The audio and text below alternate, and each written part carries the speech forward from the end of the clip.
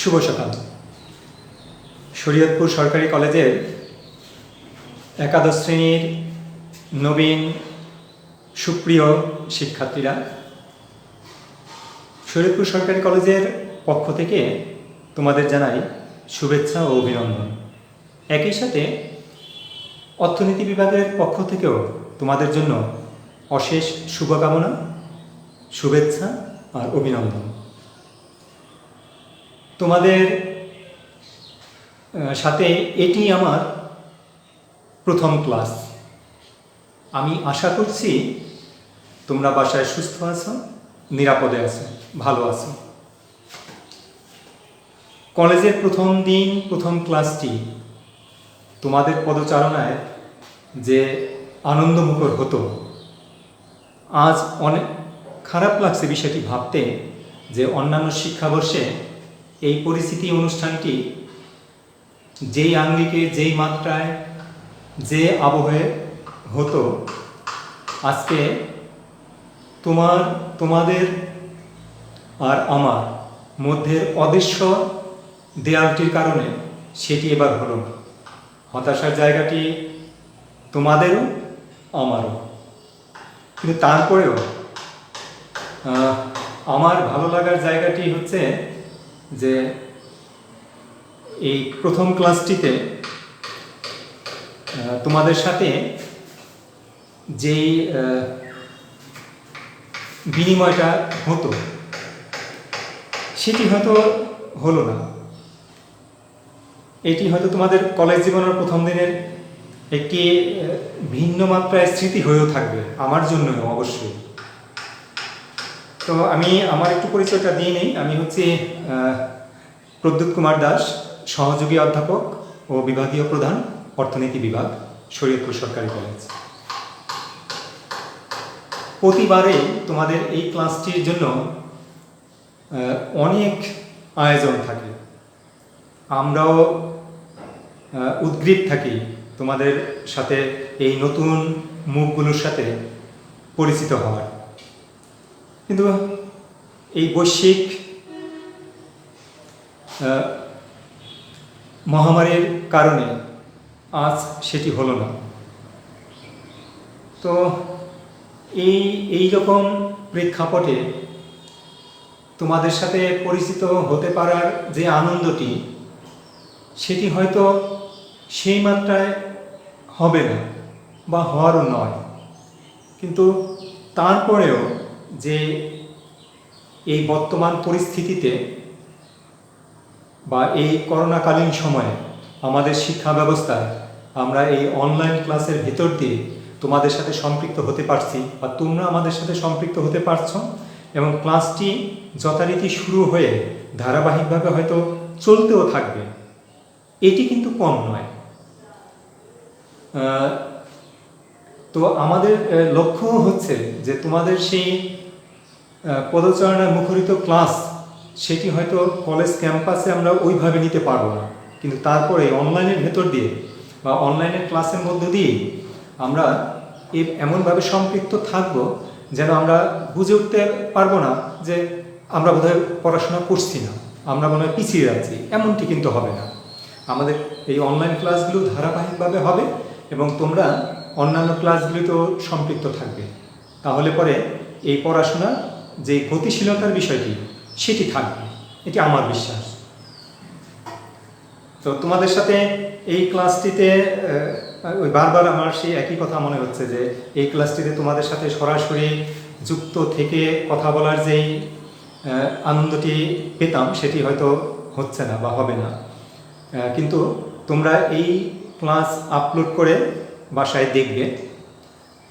এই সময়ে হয়তো এই ক্লাসগুলি আপলোড করে প্রতিনিয়ত দেখা তোমাদের একটু অর্থনৈতিক সক্ষমতার বিষয়, এটি আমি মানছি বা মেনে নিয়েছি, কিন্তু প্রিয় শিক্ষার্থীরা একটি বিষয় খেয়াল করো, এটাও কিন্তু বাস্তবতা বা এটাও কিন্তু সত্য যে তোমরা তো সরাসরি কলেজে আসছো না, ফলে তোমাদের এই যাতায়াত বাবদ যে খরচটি, সেটি বেঁচে যাচ্ছে, অন্যান্য আনুষঙ্গিক খরচ বেঁচে যাচ্ছে। তো এইভাবে এই বেঁচে যাওয়া বিষয়টিও তোমাদের বিবেচনায় নিয়ে ক্লাসগুলি তোমরা দেখবা, এটা আমার বিশ্বাস। তো একটু বলি, আমরা অর্থনীতি নিয়েই কথা বলবো। এই 2টি বছর তোমাদের সাথে অর্থনীতির বিভিন্ন বিষয় নিয়ে কথা হবে। আমাদের আরও টিচার আছেন, তারা তোমাদের ক্লাস নেবেন। তো একটু এই অর্থনীতি আসলে পড়াবো। পড়াশোনার আসলে এই তোমাদের মানে আমার ব্যক্তিগত যেই দৃষ্টিভঙ্গিটি, সেটি হচ্ছে যে পড়াশোনা আমরা কেন করব বা আমরা কেন করি। অর্থনীতি আমি পড়ব, তাহলে শুধু অর্থনীতি শেখানোর বিষয়টা কি আমার দায়, না এর সাথে সম্পর্কিত আরও কোনো বিষয় থাকে যেই জায়গাটিতে তোমাদের চিন্তার ক্ষেত্রটা তৈরি করে দেওয়াটা আমাদের দায়বদ্ধতার মধ্যে পড়ে। আমি মনে করি অর্থনীতি ক্লাসে তোমরা অর্থনীতি তো শিখবেই, তো পাশাপাশি জীবন জগৎ, সমাজ, রাষ্ট্র, বৈশ্বিক পরিস্থিতি, এই জায়গাগুলি বোঝার ক্ষেত্রেও একটি বিশেষ সাবজেক্ট কখনো আলোকিত মানুষ করে না, এটি আমার বিশ্বাস।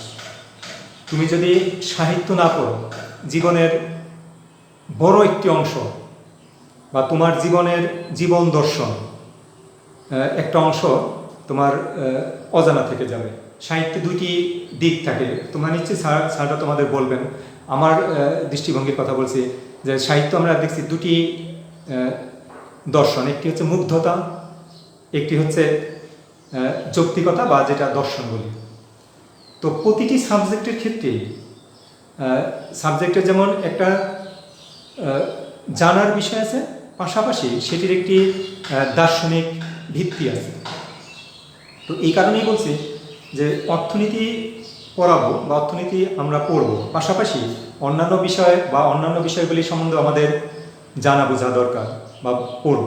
আমি যদি ইতিহাস না জানি, তাহলে আমি আমার সক্রিয়তা, আমার আত্মপ্রতিষ্ঠা, এই জায়গাগুলি আমার অজানা থেকে যাবে।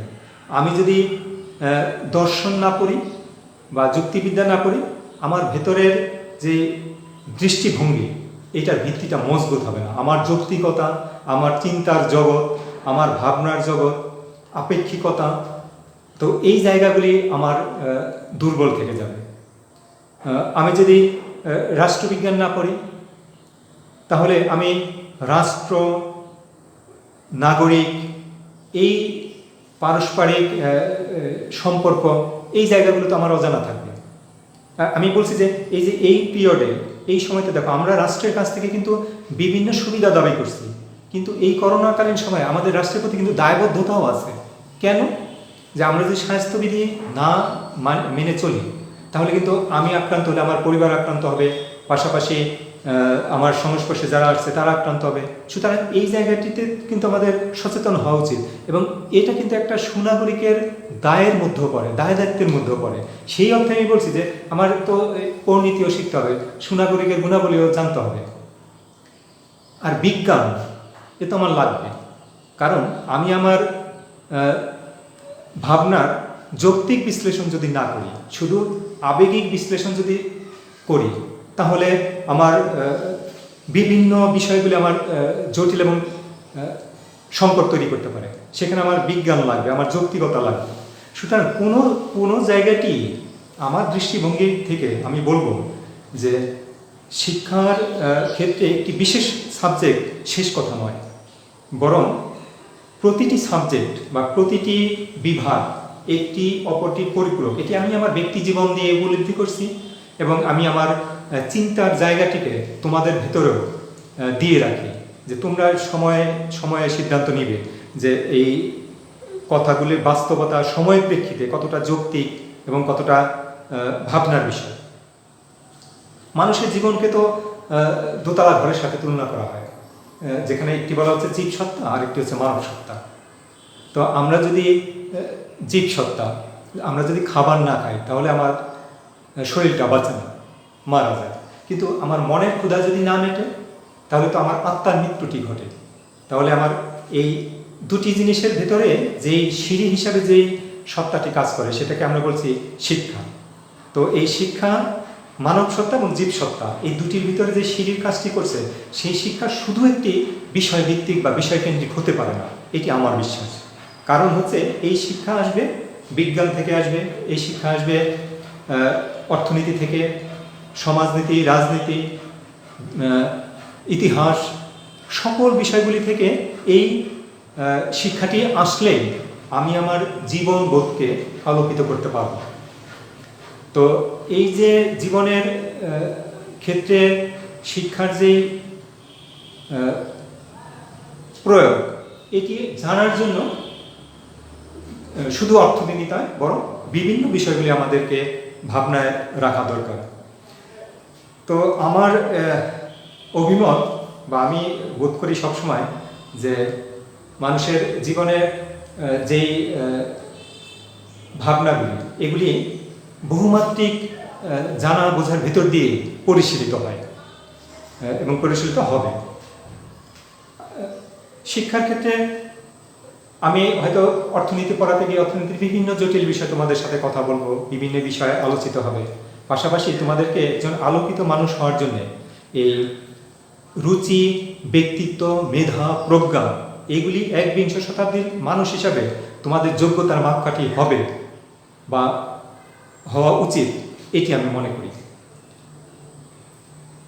এখন এরকম আমাদের সোসাইটিতে বা আমাদের সমাজ ব্যবস্থায় হচ্ছে কি, আমরা সবাই নম্বরের পিছনে ছুটছি। শুধু A+ পেতে হবে, আমাকে অনেক নাম্বার পেতে হবে, আমাকে ক্যারিয়ারিস্ট হতে হবে, হ্যাঁ হতে হবে, আমাকে নম্বর পেতে হবে, একথা সত্য। কিন্তু তার মানে এই না যে এই নম্বরের ভেতর দিয়ে আমার জীবনের সকল বিষয়গুলি জড়িত থাকবে। নম্বর মানুষের জীবনে বা একাডেমিক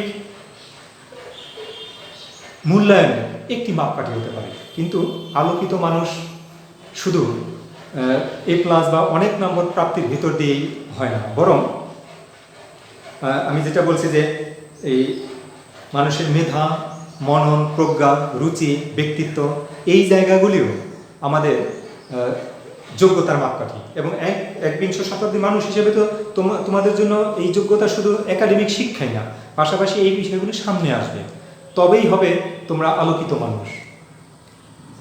তো আমি সবসময় বলি যে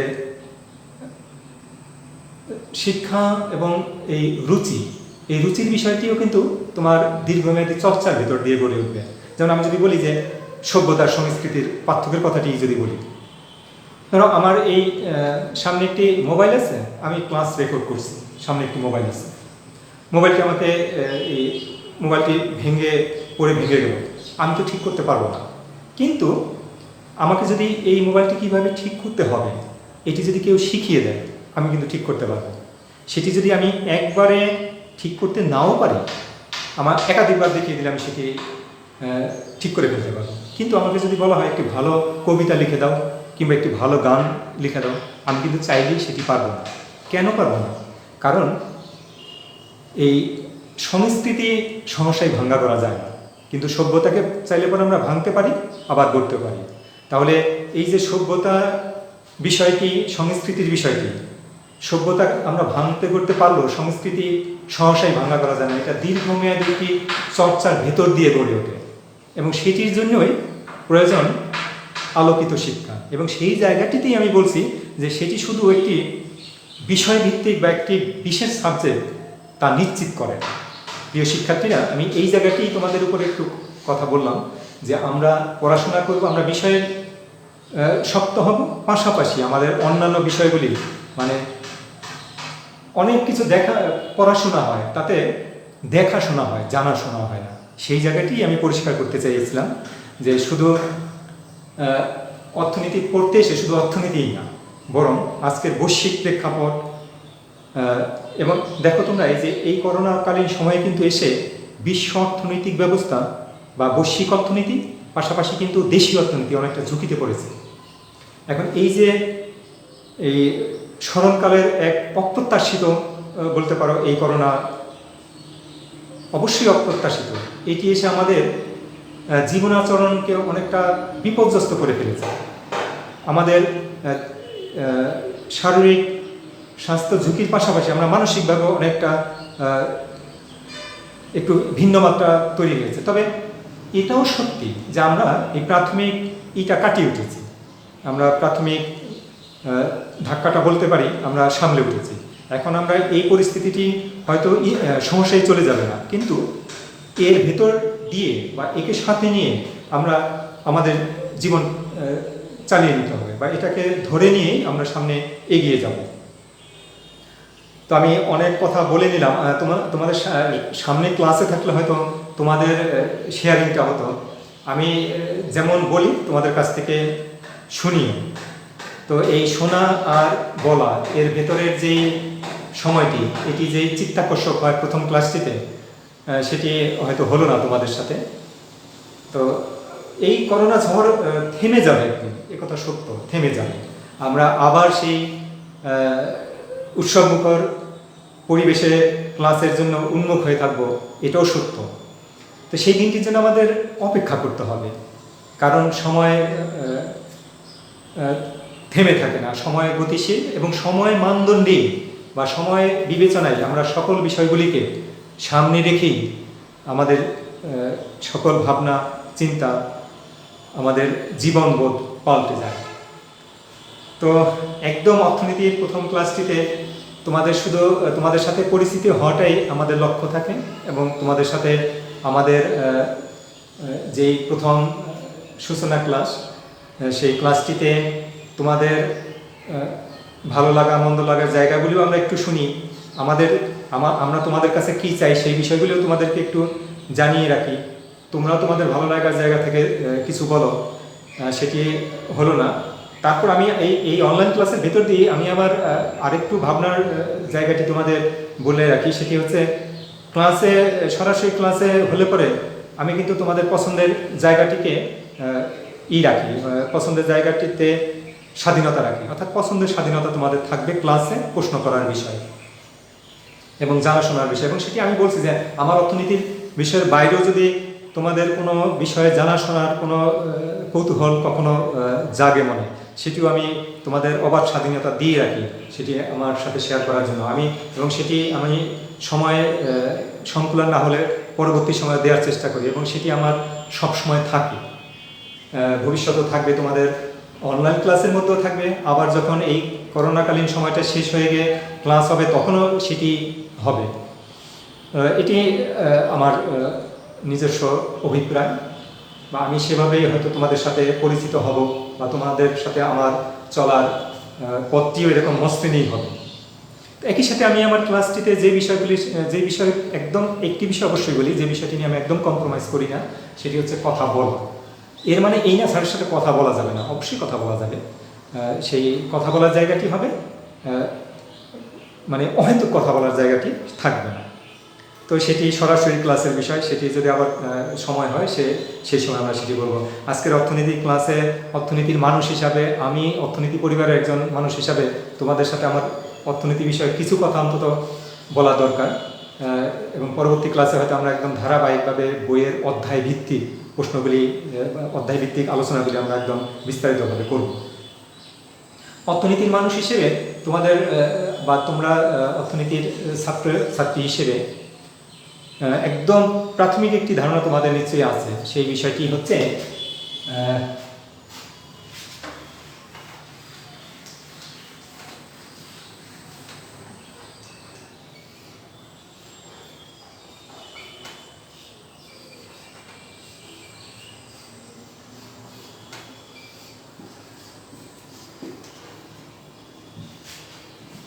অভাব।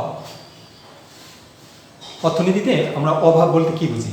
খুব সাধারণত যদি তোমাদের প্রশ্ন করা হয়, তোমরা যে উত্তরটি দিয়ে থাকো যে আমাদের অনেক অভাব, আমরা অনেক কিছু পেতে চাই। ঠিক কথা, সমস্যা নেই, কিন্তু অর্থনীতিতে অভাব বিষয়টিকে আমরা কিভাবে ব্যাখ্যা করি? আমি কোনো একটি জিনিস নাই আমার, কিন্তু আমি সেটি পেতে চাই, এই যে প্রাপ্তির যে আকাঙ্ক্ষা, এই আকাঙ্ক্ষাটিকে আমরা বলছি অভাব। এর সাথে সম্পর্কিত আরেকটি শব্দ যায়, সেটি হচ্ছে চাহিদা। আমরা এলোমেলো করে ফেলি, যদি বলি চাহিদা কি, তখনও অনেকেই উত্তর আসে তোমাদের ভেতর থেকে যে আমার যা কিছু নাই সেগুলি আমার চাহিদা। তাহলে কিন্তু অভাব আর চাহিদার বিষয়টি একই অর্থ প্রকাশ করে ফেলে, কিন্তু বাস্তবে কিন্তু তা না। অভাবের জায়গাটি হচ্ছে একরকম, চাহিদার বিষয়টি হচ্ছে একটি ভিন্ন প্রেক্ষাপট। সেটি কি? আমি একটু আগেই যেটি বললাম যে আমার যেই জিনিসটি নাই কিন্তু আমি সেটি পেতে চাই, এই যে প্রাপ্তির যে আকাঙ্ক্ষা, সেই আকাঙ্ক্ষাটি হচ্ছে অভাব। তবে এই অভাবের পেছনে যখন আমার আর্থিক সামর্থ্য বা অর্থনৈতিক সক্ষমতা এবং অর্থব্যয়ের মানসিকতা, এই তিনটি বিষয় একসাথে উপস্থিত হয়, তখন সেই বিষয়টিকে আমরা বলি চাহিদা। যেমন একজন ভিক্ষুক, সে ভাবলো, বা আমরা একটু অন্য উদাহরণ দিই, যে একজন কৃপণ ব্যক্তি, সে 10 তলা বাড়ি বানাতে চায়। এটি কি তার অভাব না চাহিদা? তাহলে সে এই 10 তলা বাড়ি বানাতে চাচ্ছে, এই প্রাপ্তির আকাঙ্ক্ষা তার আছে, এটি তার অভাব। কিন্তু এটি কিন্তু তার চাহিদা না। কেন? সে 10 তলা বাড়ি বানাতে চাচ্ছে, তার আর্থিক সামর্থ্য আছে, কিন্তু সে কিন্তু অর্থ ব্যয় করতে চায় না, কৃপণ। তাহলে আর এটি চাহিদা না, এটি হচ্ছে তার অভাব। আবার যদি অভাবের বিষয়টি, যদি চাহিদার বিষয়টি বলি, তাহলে আমরা 3টি সুনির্দিষ্ট জিনিস বলছি, যে কোনো জিনিস পাওয়ার ইচ্ছা বা আকাঙ্ক্ষা, পাওয়ার ইচ্ছা, আকাঙ্ক্ষা, এই বিষয়টি থাকতে হবে, আর্থিক সামর্থ্য থাকতে হবে।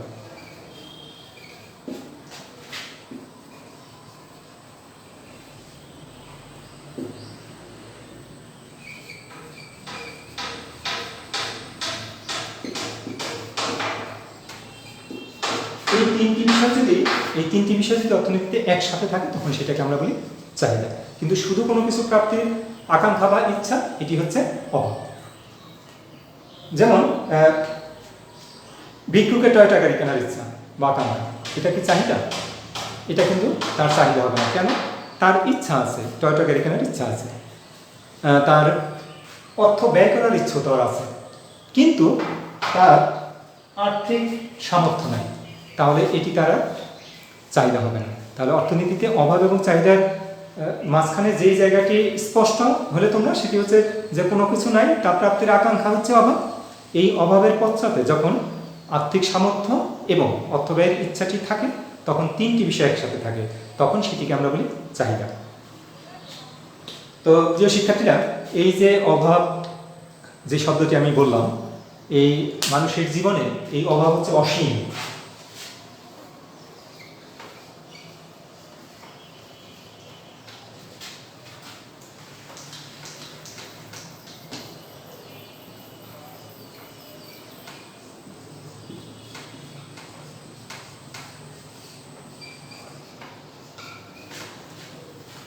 এই যে অভাবের কথা আমরা বললাম, সেই মানুষের জীবনে অভাব হচ্ছে অসীম অভাব। কিন্তু আরেকটি মজার বিষয় হচ্ছে যে এই যে অসীম অভাব, এই অভাব পূরণের জন্য মানুষের যেই সম্পদ আছে, সেই সম্পদ কিন্তু সীমিত। ফলে মানুষের এই অসীম অভাব, সীমিত সম্পদ, এই দুইয়ের মধ্যে যে নিয়োগ বিন্যাস বা এই দুইয়ের মধ্যে যে সমন্বয়, এই সমন্বয় সাধন করার বিষয়টিই হচ্ছে অর্থনীতির মৌলিক সমস্যা। আমরা এই অর্থনীতির মৌলিক সমস্যা নিয়ে আলোচনা করব। সেটা আমরা বিভিন্ন মাইক্রো ইকোনমিক্সে আলোচনা করব একরকম, ম্যাক্রোতে একরকম আলোচনা করব। তো এই যে মানুষের জীবনে অসীম অভাব এবং সীমিত সম্পদ, এই সীমিত সম্পদ দ্বারা মানুষ কীভাবে অসীম অভাব পূরণ করতে পারে, এই প্রচেষ্টাটি মানুষের জীবনে অর্থনীতির মৌলিক সমস্যা হিসাবে চিহ্নিত। কেন অভাব, কেন অসীম বলছি আমরা? দেখো, মানুষের মনস্তাত্ত্বিক আচরণ খুব স্পষ্ট এরকম, যে একজন ভিক্ষুক ভাবলো, ইস, আমার যদি 1000 টাকা থাকতো তাহলে আমি সুখী হতাম। যখনই তাকে 1000 টাকা দেওয়া হবে, তখন হয়তো সে নিজেকে অসুখী ভাবিয়া 1 লক্ষ টাকা পাইতে চাইবে। আবার তাকে যদি 1 লক্ষ টাকা দেওয়া হয়, তাহলে সে হয়তো নিজে আরও 1 কোটি টাকা বা কোটি কোটি টাকা পেতে চাইবে। এই যে সীমাহীন প্রাপ্তির আকাঙ্ক্ষা, এই আকাঙ্ক্ষার তার কোনো শেষ নাই।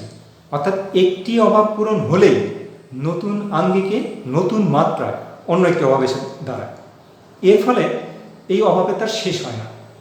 এই কারণেই আমরা বলছি যে মানুষের অভাব হচ্ছে অসীম। তাহলে অভাব যদি অসীমই হয়, তাহলে এই অভাব কীভাবে পূরণ করা সম্ভব? কারণ আমার সম্পদ তো সীমিত। তো সেই ক্ষেত্রে এই অসীম অভাব পূরণ করার জন্য আমাদের যে সীমিত সম্পদ, সেই সীমিত সম্পদ দিয়েই আমরা চাই সবসময় অসীম অভাব পূরণ করতে। তাহলে সেই ক্ষেত্রে নির্বাচনের প্রশ্নটি আসে। আমরা পরবর্তী ক্লাসগুলিতে আমরা একদম ধারাবাহিকভাবে সকল বিষয়ে আলোচনা করবো যে এই যে অসীম অভাব যখনই আমরা পূরণ করতে যাই বা অসীম অভাব পূরণ করার বিষয়টি সামনে আসে, তখন সামনে যে বিষয়টি থাকে যে আমাদের সম্পদ সীমিত, তাহলে এই সীমিত সম্পদ দিয়ে কি আমরা অসীম অভাব পূরণ করতে পারবো? পারবো না। তাহলে আমাদের অভাবগুলিকে কি করতে হবে? গুরুত্ব অনুযায়ী সাজাতে হবে বা পছন্দ করতে হবে যে আমি কোন অভাবকে আগে পূরণ করব, কোন অভাবকে এরপরে পূরণ করব, তারপরে কোন অভাবকে পূরণ করব। এইভাবে এই যে অভাবগুলোকে গুরুত্ব অনুযায়ী বাছাই করার যে প্রক্রিয়াটি, এই প্রক্রিয়াটিকে আমরা বলছি নির্বাচন। এবং নির্বাচন আমাদের একটি সমস্যা যে আমরা কোন অভাবগুলিকে আগে পূরণ করব, কোনগুলো পরে পূরণ করব। কিন্তু আমাদের টার্গেট বা লক্ষ্যই কিন্তু হচ্ছে যে আমরা সীমিত সম্পদ দিয়ে কীভাবে আমরা সবচেয়ে বেশি অভাব পূরণ করতে পারি। এবং অর্থনীতিতে এই বিষয়টি বিভিন্ন মাত্রায় বিভিন্ন আঙ্গিকে তোমাদের সামনে আলোচিত হবে বিভিন্ন অধ্যায়ের ভিতর দিয়ে। সেটি চাহিদা যোগান হতে পারে, সেটি উৎপাদন তত্ত্ব হতে পারে, সেটা মার্কেট স্ট্রাকচার, বাজার কাঠামো হতে পারে, সেটা ম্যাক্রো ইকোনমিক্সের বিভিন্ন বিষয়ের প্রেক্ষিত হতে পারে। আমাদের লক্ষ্যই থাকবে কিভাবে আমরা আমাদের সীমিত সম্পদ দিয়ে সবচেয়ে বেশি অভাব পূরণ করতে পারি। তো প্রিয় শিক্ষার্থীরা, আমরা দুটি বিষয় আজকে শিখলাম, সেটি হচ্ছে অসীম অভাব, সীমিত সম্পদ। পাশাপাশি আমরা আরেকটি জিনিসও শিখলাম, সেটি হচ্ছে দুষ্প্রাপ্যতা ও নির্বাচন।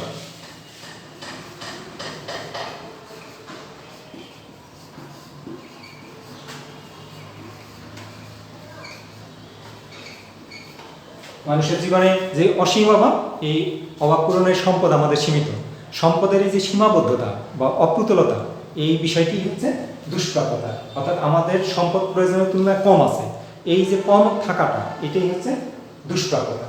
আর নির্বাচন হচ্ছে কি, আমাদের অসীম অভাব আছে, সেই অভাবগুলিকে আমরা একসাথে সব পূরণ করতে পারবো না, সেগুলিকে আমাদের গুরুত্ব অনুযায়ী পছন্দ বা বাছাই করতে হবে।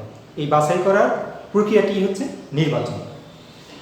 তো প্রিয় শিক্ষার্থী, আমি এই প্রথম ক্লাসটি শুধু তোমাদের সাথে পরিচিতি অনুষ্ঠানেই থাকতো, এবং সেভাবে হয়তো সে কলেজটি খোলা থাকলে বা তোমাদের উপস্থিতিতে যেভাবে হতে পারতো, আমি হয়তো সেই বিষয়টাকে পুরো নিয়ে আসার চেষ্টা করেও পারিনি তোমাদের উপস্থিতি সরাসরি না থাকার কারণে।